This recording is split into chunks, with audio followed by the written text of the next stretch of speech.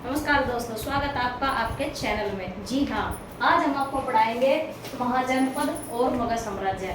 दोस्तों, ये इतिहास का बहुत इंपॉर्टेंट टॉपिक है, जहाँ से हर बार यूपी पीसीएस, यूपी पुलिस या आपको कोई भी एग्जाम में ऐसा क्वेश्चन पूछा जाता है। सबसे पहले हम देखते हैं कि महाजनपद हमारे इतिहास में 16 महाजनपद का उल्लेख किया गया है। और सबसे पहले इसके बारे में हमें जानकारी मिलती है अगुंतुर निकाय। ये बौद्ध ग्रंथ है, अगुंतुर निकाय। इसके बारे में जानकारी हमें बौद्ध धर्म के ग्रंथ अगुंतुर निकाय में जानकारी मिलती है। आइए देखते हैं अंग की जो राजधानी रहेगी दोस्तों, वो रहेगी चंपा। मगध की राजधानी रहेगी राजगृह। मल की राजधानी रहेगी कुशीनारा। काशी की राजधानी है वाराणसी। अंग, चंपा, मगध, गिरिवर्ज या राजगृह, मल, कुशीनारा, काशी, वाराणसी। कोसल की जो राजधानी रहेगी वो है श्रावस्ती व अयोध्या। पांचाल की दोस्तों दो राजधानी थी। उत्तरी पांचाल की जो राजधानी थी वो अहिछत्र थी, और दक्षिणी पांचाल की जो राजधानी थी हमारी वो थी काम्पिल्य। ठीक, हम इसको याद रखेंगे। कुरु का जो हमारा क्षेत्र आता है वो मेरठ और दिल्ली का क्षेत्र आता है, और इसकी राजधानी रही इंद्रप्रस्थ। वज्जी की जो राजधानी है वह भी दो है, विदेही और मिथिला। मत्स्य विराटनगर, वत्स कौशाम्बी। सूरसेन की जो राजधानी है मथुरा। चेदी की राजधानी है शक्तिमती। अस्मक की राजधानी है कोटली। अवंती भी दोस्तों दो राजधानियां रही है, और उत्तरी अवंती की जो राजधानी रही है वो उज्जैन रही है, और दक्षिणी की राजधानी रही है वो हमारी महिष्मती।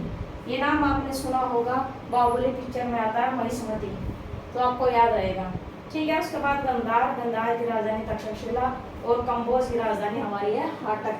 यूपी में महाजनपदों की जो संख्या रही वो है 8। ये क्वेश्चन आपका यूपी पीसीएस में पूछा जा चुका है। यूपी में कितने महाजनपद आते हैं? 8। ये हो गया हमारे महाजनपद। अब हम पढ़ेंगे आगे मगध साम्राज्य के बारे में। इन जो सारे हमने महाजनपद देखे हैं दोस्तों, इसमें से जो हमारा मगध साम्राज्य था, ठीक, वो काफी विकसित हुआ मगध साम्राज्य, और इसकी दो राजधानी थी, गिरिवर्ज और राजगृह। ऐसा क्या कारण रहा कि ये काफी विकसित हुआ इन 16 महाजनपदों में से? एक तो इसके शासक, जो इसमें जो दोस्तों शासक हुए हैं, हर्यक वंश, शिशुनाग वंश और नंद वंश के जो शासक रहे हैं, ये काफी साहसी राजा थे, काफी महत्वाकांक्षी थे। इन्होंने अपने राज्य का विस्तार करने की हर संभव कोशिश की। दूसरा हमारा मगध का जो शक्तिशाली होने का कारण रहा वो है यहाँ पर इसकी राजधानी। इसकी जो राजधानी है दोस्तों राजगृह और गिरिवर्ज, ये दो राजधानी इसकी रही है। जो राजगृह थी ये पहाड़ियों से घिरा हुआ था, और जो गिरिवर्ज था ये नदियों से घिरा हुआ था। इस वजह से विदेशी आक्रमणकारी इसको आसानी से नहीं भेद पाए। एक तरह से ये सुरक्षित रहा विदेशियों से। दूसरी बात, यहाँ का जो क्षेत्र था वो लोहे के लिए बहुत ही फेमस था। इस कारण यहाँ पर हथियार और औजार बहुत ही संख्या में बढ़े। नंबर तीसरे पर हमारा पर आएगा चावल। हाँ दोस्तों, यहाँ पर चावल की खेती बड़ी मात्रा में हुई, इस वजह से ये क्षेत्र काफी विकसित हुआ। तो आइए देखते हैं मगध के बारे में हम। मगध में जो 3 वंश हुए हैं उनको हम एक ट्रिक के माध्यम से याद रख सकते हैं, हसीना। जी हाँ दोस्तों, मगध वंश की नींव जो रखी थी वो हसीना नाम की एक लड़की इसने रखी थी। हम ये याद रखेंगे। है से हमारा हो जाएगा हर्यक वंश, स से हमारा हो जाएगा शिशुनाग वंश, और ना से हमारा हो जाएगा नंद वंश। ये क्वेश्चन बार बार यहाँ से रिपीट होते रहते हैं, आप इसको ध्यान रखेंगे। हर्यक वंश में जब हम बात करते हैं तो इसका पहला संस्थापक था बिंबिसार।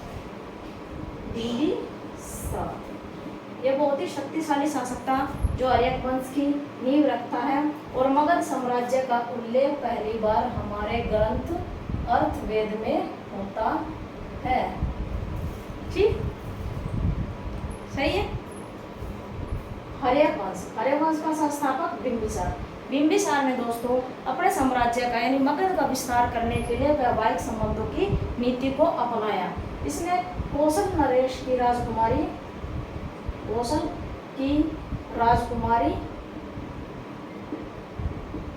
महाकौशला से शादी की।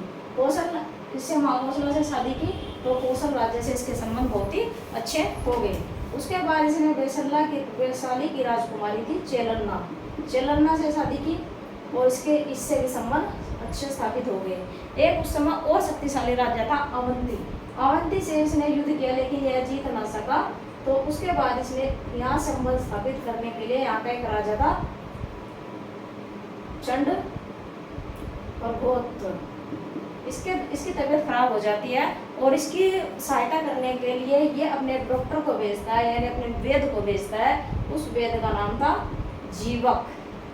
इसकी सहायता से काफी तंदुरुस्त हो जाता है और अवंती इसका हिस्सा बन जाता है किसका, मगध साम्राज्य का।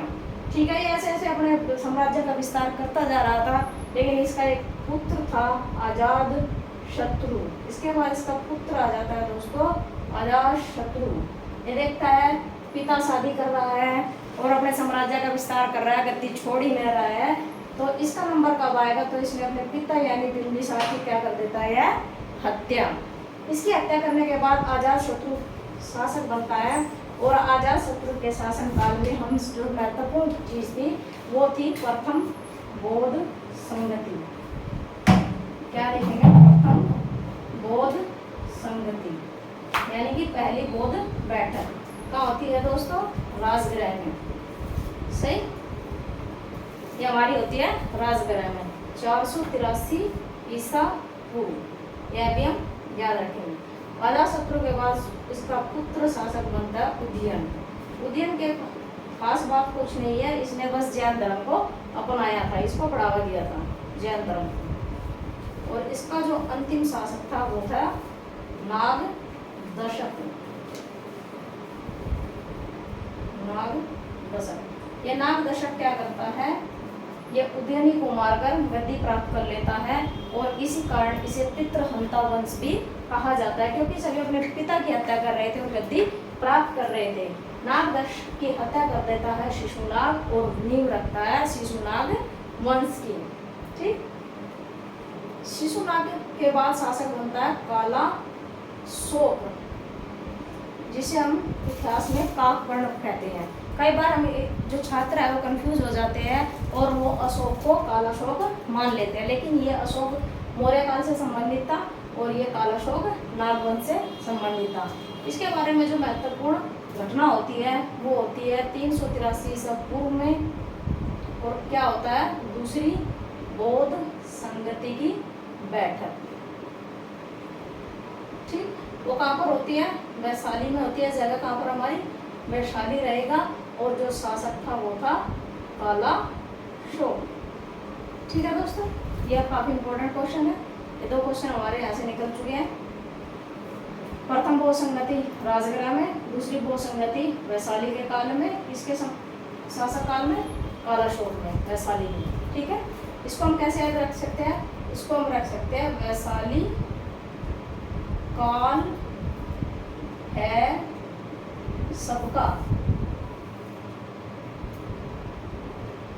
वैशाली से जगह का नाम याद हो गया वैशाली, काला से राजा का नाम याद हो गया कालाशोक, और सब से याद हो गया हमारा इसका अध्यक्ष। इस बौद्ध सभा का जो अध्यक्ष था वह था सब्बकामी। यह भी हम याद रखेंगे, कई बार क्वेश्चन यहाँ से पुट अप हो जाते हैं। ठीक है, आगे देखेंगे हम नंदवंश। ठीक है दोस्तों,